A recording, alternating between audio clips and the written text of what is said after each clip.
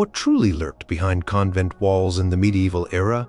Did holy women really conspire with dark forces, or were they victims of fear and suspicion? From the dimly lit convents of the 14th and 15th centuries, strange and terrifying accusations emerged. Number 8. The Convent of Sant'Orsola and the Shadowed Visions. The air inside the Convent of Sant'Orsola in Florence in the late 15th century was usually filled with the quiet hum of prayers and the gentle rustle of habits, but then a creeping dread began to take hold. It started subtly with whispers and sidelong glances among the sisters. What was happening within their sacred walls? The answers, when they emerged, were disturbing and chilling. It began with Sister Veronica. She was known for her quiet devotion, her piety, and her seemingly unshakable faith. But one day, Sister Veronica began to speak of visions. At first, these visions seemed to be of a heavenly nature, bringing comfort and solace to her and to the other nuns. She spoke of celestial beings, of radiant light, and of divine messages that seemed to offer guidance to the convent. The abbess, Mother Isabella, initially saw this as a blessing, a sign of God's favor upon their humble community. Other nuns looked upon Sister Veronica with a mixture of awe and envy. However, as the weeks turned into months, Sister Veronica's visions grew darker, more unsettling. She no longer spoke of light and angels, but of shadowy figures, of tormented screams, and of a cold presence that seemed to follow her everywhere. Her once serene demeanor was replaced by a haunted look. She would often cry out in the middle of the night, disturbing the quiet peace of the dormitory. Her sisters, who had once admired her, now began to feel a prickle of unease. Then the physical manifestations began. Sister Veronica started to display strange marks on her body. Cuts and bruises would appear seemingly out of nowhere. She claimed these were the result of attacks by unseen entities. She would often be found in a state of distress, sometimes convulsing violently, her body twisted into unnatural positions. When questioned, she insisted that malevolent spirits were tormenting her. These were not the gentle spirits she had once described. These were dark, vengeful entities, she claimed. Sent to test her faith, the convent became a place of escalating terror. Other nuns began to experience similar phenomena. Sister Lucia, a young novice, started having nightmares that were so vivid she would wake up screaming, convinced that unseen hands were pulling at her habit. Sister Clara, known for her cheerful disposition, became withdrawn and melancholic, often found staring blankly at the chapel altar, muttering to herself. The once harmonious sounds of prayer were now punctuated by cries of fear and whispered confessions of torment. The abbess, Mother Isabella, was at a loss. She consulted with the local bishop, who, in turn, dispatched a team of learned priests to investigate the matter. Priests, armed with their theological texts and their crucifixes, began their inquiry. They interviewed Sister Veronica and the other affected nuns. They performed exorcisms, sprinkling holy water and reciting sacred verses. But the strange afflictions continued, and in some cases seemed to intensify.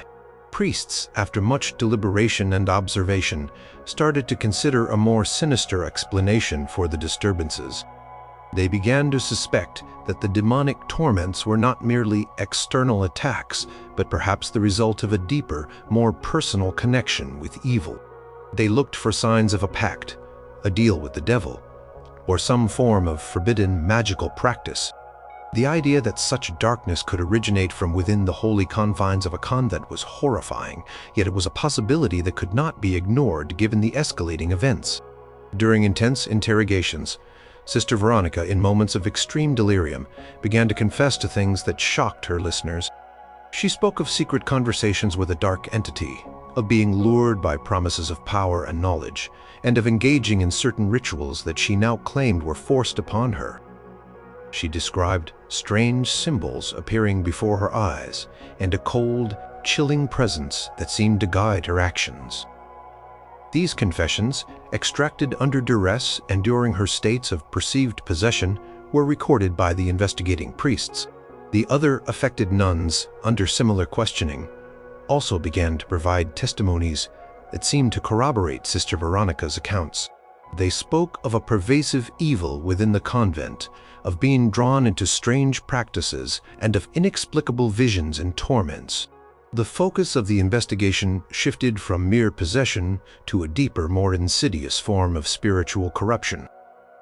It was suggested that certain nuns, perhaps Sister Veronica herself, had opened a door to the demonic realm through their own actions. Whether deliberate or unwitting, the outcome for the Convent of Sant'Orsola was grim. Several nuns, including Sister Veronica, were separated from the main community.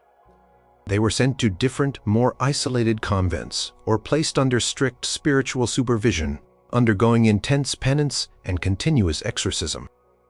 The reputation of the Convent of Sant'Orsola was tarnished, and the memory of the shadowed visions lingered for generations.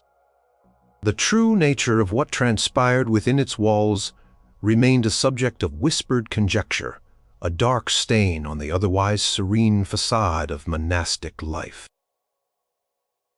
Number 7. The Convent of San Michele and the Accusations of the Abbess. In the bustling city of Florence, in the late 15th century, stood the Convent of San Michele, a place of spiritual retreat and strict adherence to monastic rules. However, even within its hallowed walls, the poison of suspicion and dark accusations began to spread, ultimately engulfing several nuns in a terrifying ordeal. The events here were driven not by mass hysteria alone, but by direct accusations of sorcery and diabolical influence leveled against certain sisters by their very own abbess. The abbess, Mother Superior Costanza, was a woman of strong will and unwavering conviction. She was known for her strict discipline and her keen eye for any deviation from the sacred path. When strange misfortunes began to befall the convent, Mother Costanza was quick to seek an explanation. It started with inexplicable illnesses among the nuns. Sisters would suddenly fall ill with fevers, their bodies racked with pain, and their minds clouded with delirium. Traditional remedies and prayers seemed to have no effect. Then, there were instances of strange occurrences within the convent. Religious relics were found displaced, holy water inexplicably turned foul, and the sacred host, it was whispered, sometimes appeared to bleed. These were not mere accidents, Mother Costanza believed, but rather signs of malevolent intent, a dark hand at work within their holy sanctuary. Her suspicions soon turned to a group of nuns whom she had long regarded with a critical eye. Among these nuns was Sister Benedetta, a talented artist known for her beautiful illuminations in the convent's manuscripts. She was a quiet woman, often lost in her work. But Mother Costanza had always perceived an air of defiance in her, a certain independence of spirit that the abbess found unsettling. Along with Sister Benedetta, Mother Costanza also eyed Sister Isabella, a nun known for her strong opinions and occasional disagreements with the abbess's decisions, and Sister Francesca, who had a reputation for possessing an unusual knowledge of herbs and traditional remedies. Mother Costanza began to openly accuse these nuns of employing dark arts to undermine her authority and to bring harm to the convent. She claimed that they were engaging in sorcery, perhaps even making pacts with demons to achieve their nefarious goals. Her accusations were fueled by the growing unease within the convent and the lack of any other apparent explanation for the strange misfortunes. She presented what she believed was evidence: small, crudely fashioned dolls found hidden in the cells of the accused, strange symbols scratched into the dirt in the convent garden, and the lingering scent of unfamiliar herbs in the infirmary. Under the abbess's relentless pressure, the accused nuns were subjected to intense interrogation. They were questioned about their nocturnal activities, their associations outside the convent, and their knowledge of any forbidden texts or practices. Sister Benedetta, initially bewildered by the accusations, vehemently denied any wrongdoing. She explained that the dolls were merely figures she used as models for her artistic endeavors, and the symbols were sketches for designs. Sister Francesca admitted to using herbs for healing, a practice common among women of the time, but denied any intention of maleficium. However, Mother Costanza refused to accept their denials. She brought in external religious authorities, including a Dominican inquisitor known for his stern views on heresy and witchcraft. The inquisitor, Father Vincenzo, began his own investigation, cross-referencing the abbess's accusations with the testimonies of other nuns, some of whom, out of fear or genuine belief, corroborated Mother Costanza's claims, speaking of secretive meetings and unsettling whispers. During the interrogations, certain nuns under duress confessed to possessing knowledge of charms and spells, though they insisted these were for benevolent purposes or merely superstitions. Sister Benedetta, worn down by the constant questioning and accusations, eventually broke down and confessed to having visions of a dark entity that promised her greater artistic skill if she would perform certain minor acts of defiance against the convent rules. She claimed she never intended to cause harm, but merely sought inspiration. This confession, however, was immediately interpreted as a clear sign of a diabolical pact, a classic hallmark of witchcraft. The outcome for Sister Benedetta, Sister Isabella, and Sister Francesca was severe. They were found guilty of practices verging on sorcery and diabolism, though not necessarily of active maleficium. They were not sentenced to death, but rather faced severe penance. They were stripped of their vows and exiled from the Convent of San Michele, sent to different stricter penitentiary convents where they would live out their days in isolation and constant prayer, undergoing rigorous spiritual cleansing. Convent of San Michele slowly returned to a semblance of order, but the shadow of the accusations and the fear they instilled lingered for many years, a chilling reminder of the dangers of suspicion and the terrifying power of belief in dark forces. Number 6. The Franciscan Convent of Palermo and the Demonic Illusions. In the sun-drenched city of Palermo, Sicily, during the mid-15th century, a Franciscan convent became the stage for a series of unsettling events that blurred the lines between spiritual torment and outright witchcraft. What began as seemingly innocent visions escalated into a terrifying saga of demonic attacks and accusations of maleficium, casting a dark cloud over the devout sisters. It started, as many such stories do, with Sister Maria, a young novice, known for her delicate constitution and fervent piety. Sister Maria began to report vivid visions. At first, these were celestial, filled with radiant light and the sweet scent of roses, bringing her profound spiritual comfort. The older nuns and the abbess, Mother Superior, Agnes, initially viewed these experiences as a sign of divine favor, encouraging Sister Maria in her spiritual journey. However, the visions quickly took a dark turn. Sister Maria began to see grotesque figures, twisted and malevolent.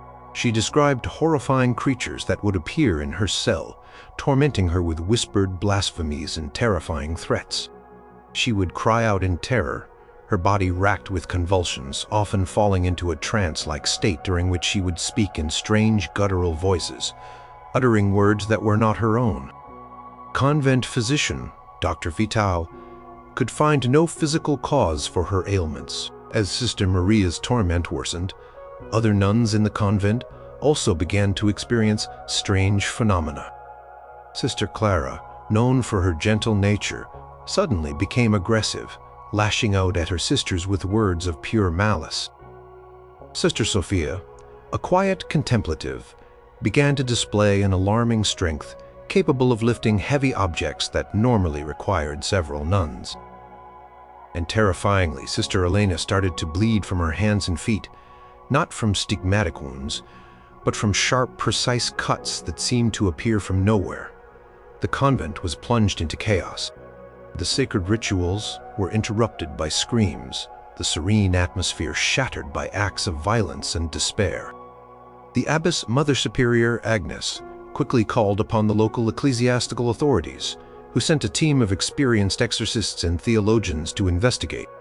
They observed the afflicted nuns, listened to their harrowing testimonies, and performed numerous rites of exorcism.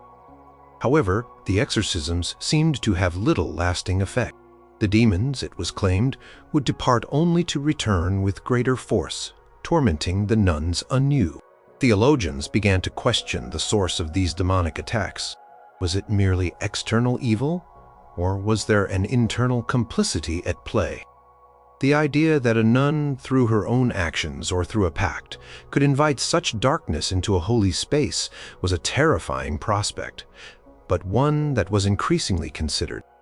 The focus of the investigation soon turned to Sister Benedetta, an older nun known for her unusual knowledge of folklore and remedies, and her tendency to keep to herself. Some sisters whispered that Sister Benedetta possessed a book of strange symbols and incantations, though no one had ever seen it directly. Mother Superior Agnes, driven by the escalating terror and the mounting pressure from the bishop, began to suspect Sister Benedetta of being the source of the demonic affliction. Under intense questioning, Sister Benedetta initially maintained her innocence, stating that her knowledge was merely of old traditions and the healing power of nature. However, when faced with the suffering of her sisters and the relentless accusations, she eventually broke down. In a series of fragmented and often contradictory confessions, Sister Benedetta admitted to having sought knowledge from forbidden sources. She spoke of communicating with a shadowy figure, of learning certain words of power that she believed could alleviate suffering, but that she now realized had opened a door to malevolent entities. She confessed to inadvertently or perhaps even intentionally drawing demonic influences into the convent, seeking to gain control over the strange events, but losing control instead. She described how the figure had promised her insight into the visions of her sisters and knowledge of hidden illnesses. In return, she claimed she had performed certain offerings or small rituals that she had been told were harmless. These offerings were interpreted by the inquisitors as clear signs of a pact with a demon, an act of witchcraft. They were seen as the reason for the demonic illusions and torments that plagued the convent. The outcome for Sister Benedetta was severe. She was found guilty of engaging in illicit magical practices and indirectly causing the demonic torments within the convent. She was sentenced to perpetual imprisonment within a solitary cell, separated from the other nuns, where she would undergo continuous spiritual penance and be subjected to regular exorcisms. Convent of Palermo, though cleansed, bore the scars of the ordeal. The very possibility of a nun harboring dark secrets and inadvertently inviting demonic forces into a sacred space sent a chill down the spine of the faithful, a stark reminder of the ever-present battle against the forces of evil. Number 5. The Abbey of Coldingham and the Scandal of Demonic Corruption. In the late 14th century, on the windswept coast of Scotland, stood the Abbey of Coldingham, a Benedictine monastery for women. For years it had been a respected institution, but then unsettling reports began to emerge, not of individual possession, but of widespread demonic corruption and scandalous behavior that hinted at something far more sinister than mere spiritual laxity, raising fears of diabolical influence and perhaps even unholy pacts. The initial reports were vague whispers, hushed conversations about the lax discipline within the abbey walls. It was said that the nuns were not adhering to their vows of poverty, chastity, and obedience with the rigor expected of them. There were rumors of opulent clothing, lavish meals, and even clandestine visitors. These initial concerns, while serious, were not immediately linked to the demonic. However, as the rumors intensified, they began to take on a darker hue. Counts spoke of nuns engaging in acts of great impropriety, defying the very essence of their vows. There were tales of excessive revelry, of sisters abandoning their prayers for worldly pleasures, and even of strange, unsettling rituals performed in secret. The spiritual life of the abbey seemed to be in rapid decline, replaced by a pervasive atmosphere of moral decay. The local bishop, growing increasingly alarmed by the persistent and disturbing reports, decided to launch a full investigation into the state of the Abbey of Coldingham.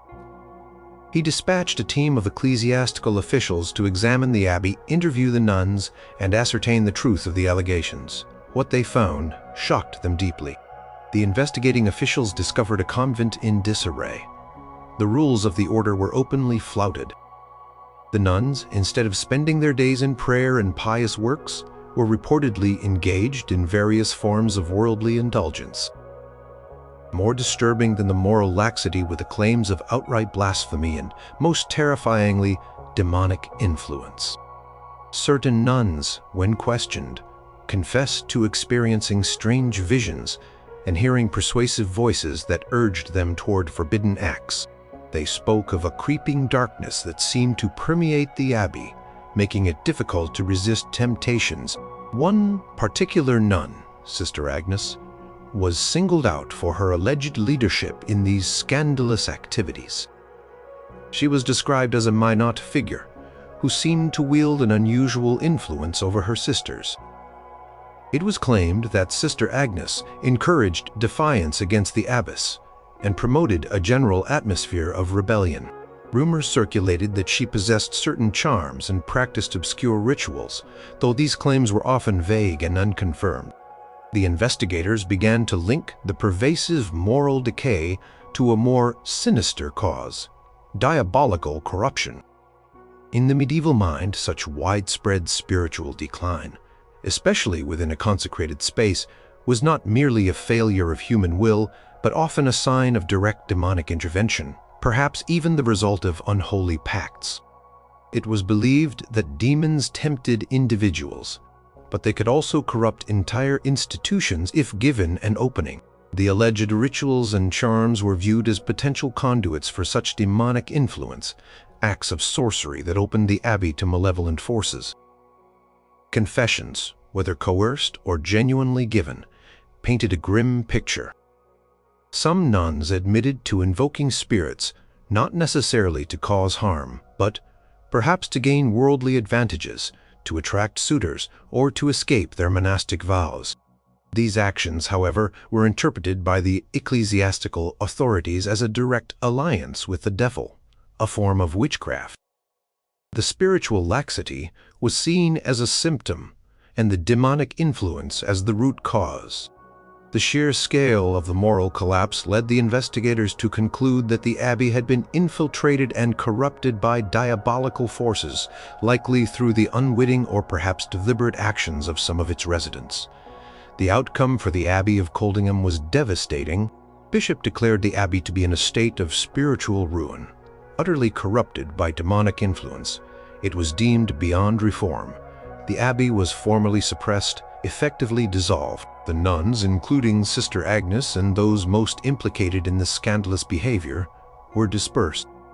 Some were sent to other stricter convents for penance, while others were forcibly secularized, stripped of their habits, and returned to the lay world, their monastic lives brought to a shameful end. The Abbey of Coldingham was left to crumble its stones, a silent testament to a shocking tale of alleged diabolical corruption that brought an entire religious community to its knees, a chilling warning about the subtle infiltration of evil. Number 4. The Nuns of Poissy and the Whispers of Necromancy. In the mid-14th century, the prestigious Royal Abbey of Poissy, near Paris, was a place of high standing and spiritual significance. Daughters of noble families often entered its doors, seeking a life of devotion and scholarly pursuit. Yet even in this esteemed institution, dark whispers began to circulate. Whispers of forbidden practices, of secret rituals, and of the terrifying art of necromancy, drawing accusations of witchcraft and demonic involvement. The initial rumors were discreet, heard only in hushed tones among the servants and the lower-ranking nuns. They spoke of unusual activities occurring late at night, of strange lights emanating from certain cells, and of a peculiar acrid smell that occasionally wafted through the cloister. These subtle signs were initially dismissed as the products of overactive imaginations, or perhaps the result of a few sisters experimenting with herbal remedies. However, the whispers grew louder when a series of unsettling events began to occur within the abbey. Objects would mysteriously disappear from the chapel, only to reappear in unexpected places. Convents' bells, it was said, would sometimes chime on their own in the dead of night. Most alarming were the reports of strange, disembodied voices heard echoing through the empty corridors, murmuring words that were not prayers. The scandal came to a head when accusations were formally leveled against a group of nuns, though specific names beyond a few prominent figures are difficult to trace definitively through time.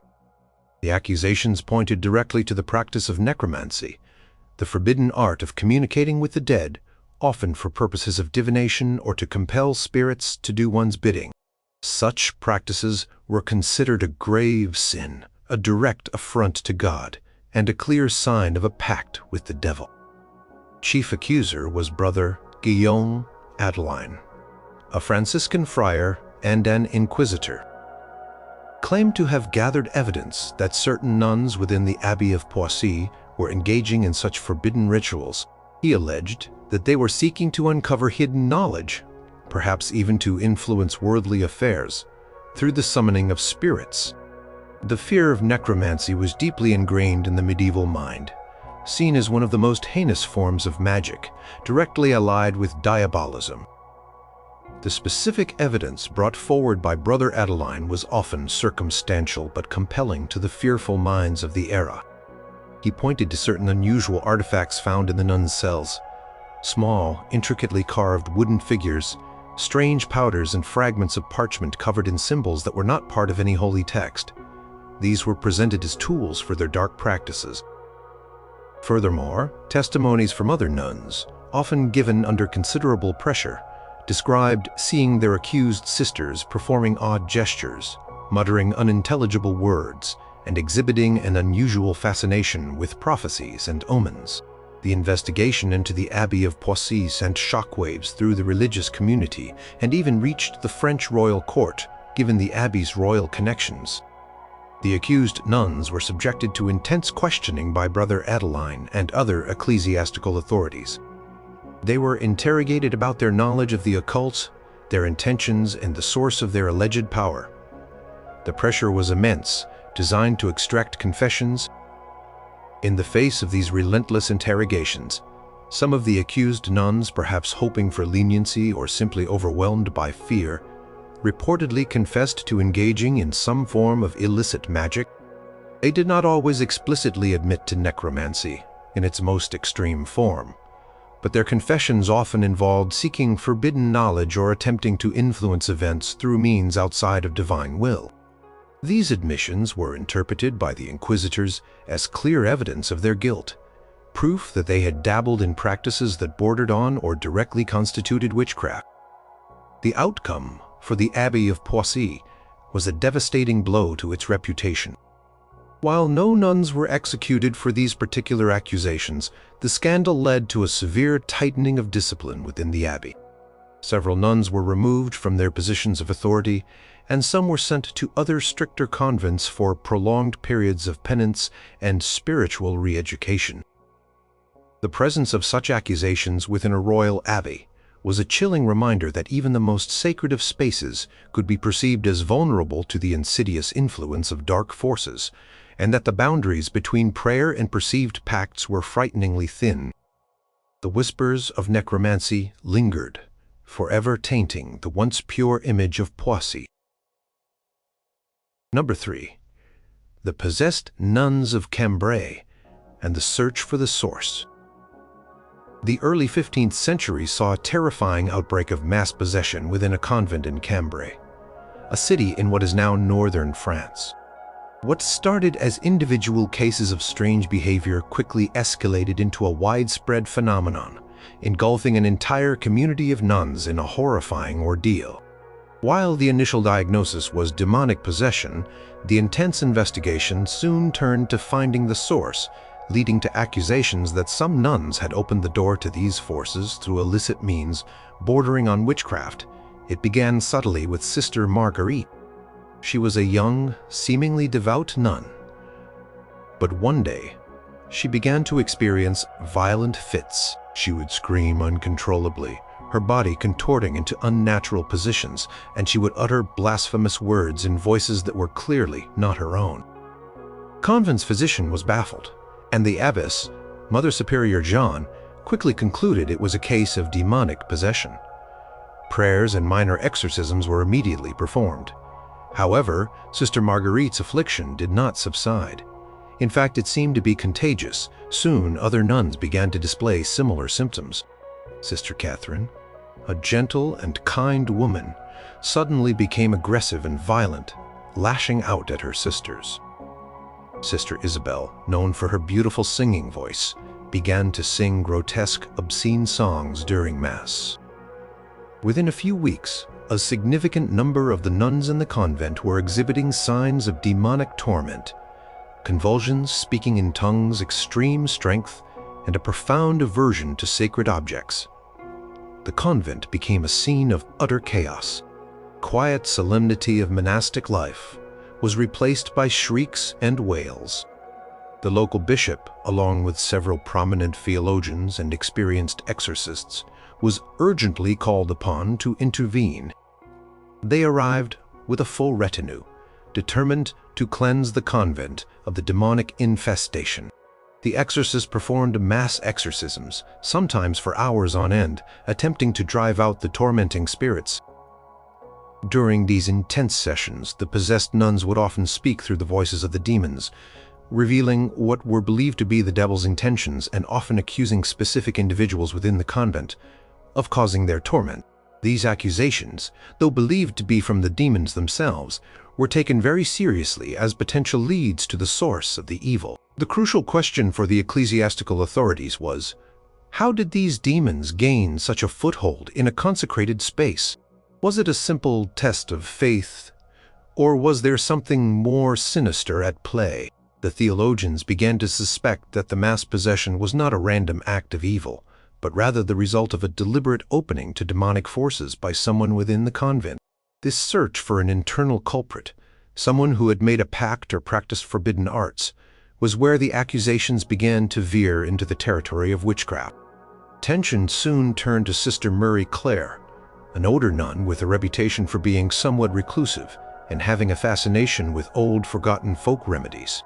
The demons speaking through the mouths of the afflicted nuns began to point to Sister Marie Claire, claiming she had invited them into the convent. They accused her of performing secret rituals, of possessing strange books, and of making a deal with them for forbidden knowledge. Under rigorous questioning, Sister Marie Claire vehemently denied these accusations.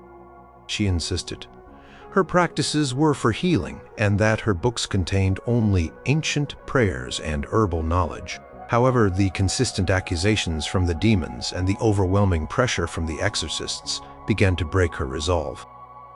It was suggested that she had made a pact with the devil, perhaps innocently at first, for what she believed were good intentions, but that this pact had inadvertently unleashed the current terror.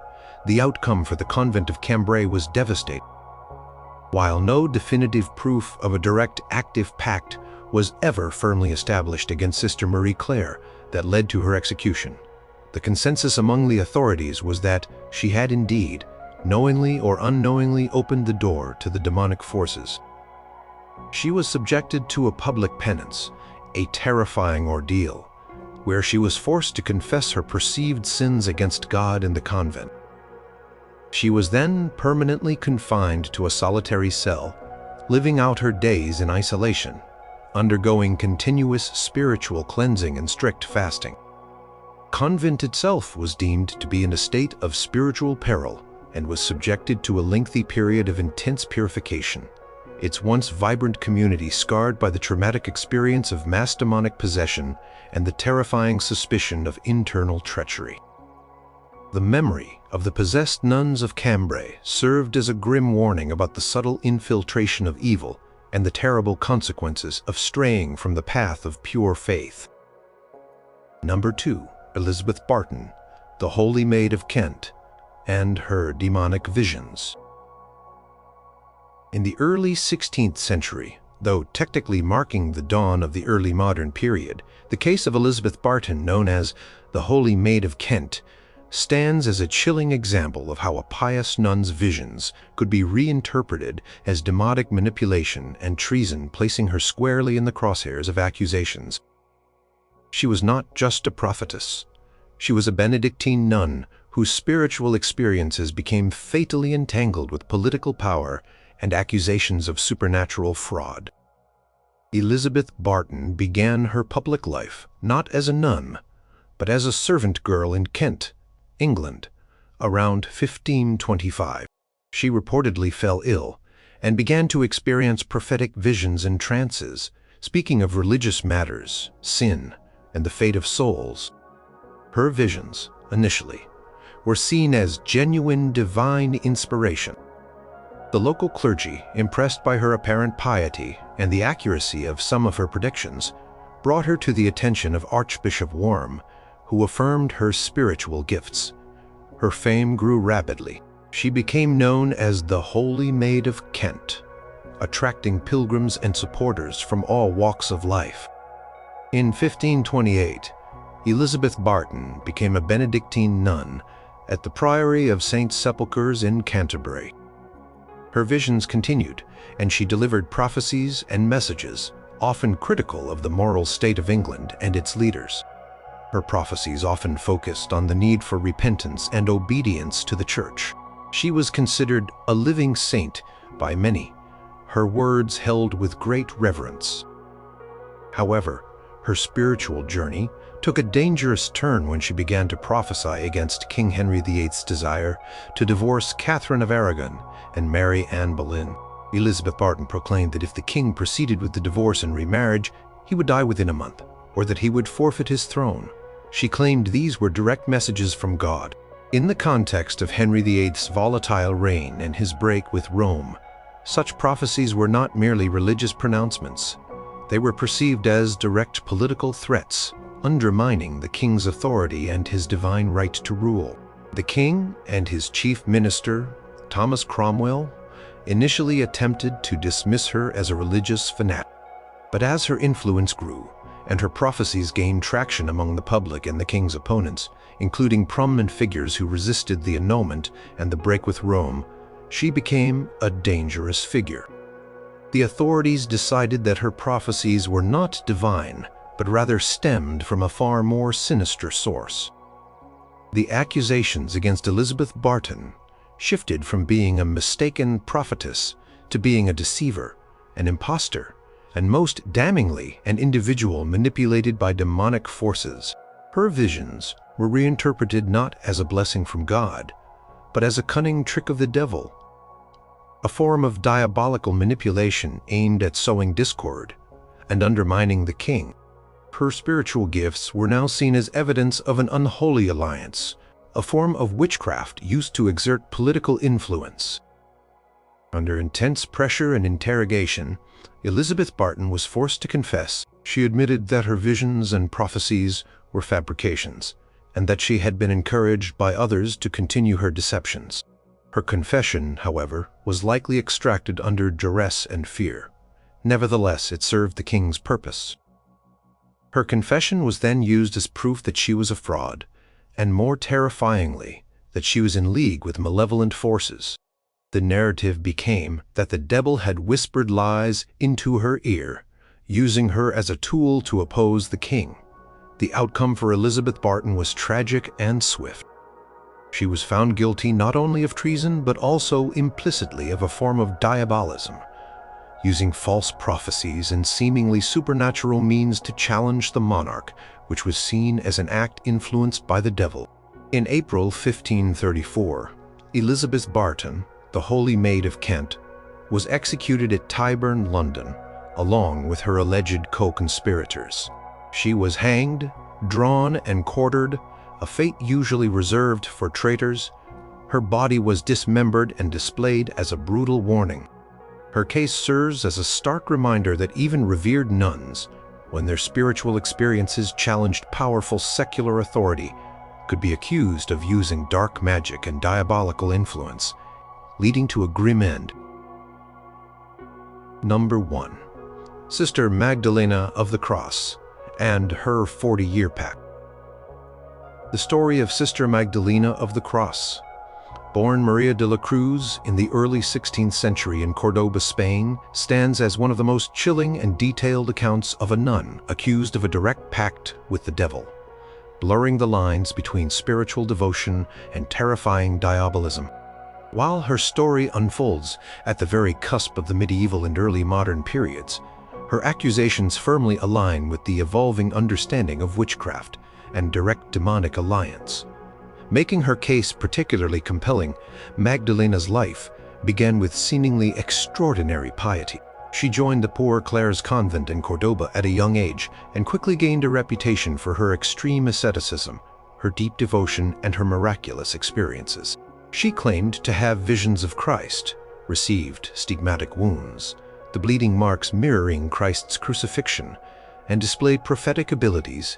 She was revered as a living saint, a beacon of holiness. Her fame spread rapidly throughout Spain and beyond, attracting pilgrims and gifts to her convent. People sought her counsel, and even members of the royal family sought her prayers. She rose through the ranks of her order, eventually becoming abbess of her convent.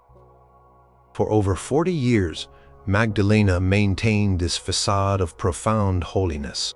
She performed what appeared to be miracles, seemed to be able to read minds, and continued to display her sacred wounds, which would bleed on specific religious feast days. Her convent flourished under her leadership, seemingly blessed by her divine connection. However, as she aged, some strange occurrences began to be noted by a few skeptical observers. Small, uncharacteristic acts of defiance, a subtle arrogance in her demeanor, and an occasional gleam in her eye that seemed to betray her pious exterior. Yet her reputation was so strong that most dismissed these observations. Then, in 1545, Sister Magdalena fell gravely ill. Believing herself to be on her deathbed, she made a startling confession to her confessor. It was a confession that shocked not only the convent, but the entire Catholic world. She revealed that her entire life of apparent sanctity, her visions, her stigmata, her prophecies, and her miraculous healings had been a colossal deception, powered not by God, but by a direct 40-year pact with the devil. Magdalena confessed that she had made a formal agreement with a demon named Balban when she was just a child, around the age of 12. In exchange for her soul, Balban had promised her a life of fame, power, and the ability to perform false miracles, allowing her to gain control over others and achieve a high spiritual reputation. She claimed that it was Balban who created the false stigmatic wounds on her body, who gave her the ability to seemingly prophesy, and who made her appear to be a saint. Her confession was incredibly detailed. She described specific encounters with the demon, the rituals she performed to maintain the pact, and how she had meticulously faked her acts of piety and asceticism. She admitted to performing acts of blasphemy and sacrilege in secret, always careful to maintain her public image of holiness. She revealed how the demon had whispered false prophecies into her ear, guiding her actions and allowing her to deceive everyone around her, including her superiors and the Pope himself. The implications of her confession were terrifying. It meant that a revered saint had been a diabolical agent for decades, mocking God and deceiving the faithful. The Inquisition immediately launched a thorough investigation. Her confession was recorded in excruciating detail. Medical examinations were performed, revealing that the stigmatic wounds, which had been previously revered, were indeed self-inflicted or caused by external means, not divine intervention. The outcome for Sister Magdalena of the Cross was severe, though it was not execution. Given her confession, her apparent repentance, and the perceived influence of the devil on her, she was sentenced to perpetual imprisonment. She was held in a solitary cell in the Convent of Santa Clara in Córdoba, where she underwent rigorous spiritual penance and repeated exorcisms to cleanse her of the demonic influence she claimed to have embraced. She lived for another 15 years in this penitential isolation, dying in 1560. Her case became a chilling cautionary tale for the Church, a stark reminder of the deceptive power of the devil and the constant vigilance required to discern true holiness from diabolical fraud. Her 40-year pact remains one of the most astonishing and terrifying examples of a nun accused of deep-seated witchcraft and demonic alliance in the annals of history. What unspeakable fears drove these accusations against women who had dedicated their lives to God? Was it the devil's cunning at play, or something far more human lurking in the shadows of the medieval age?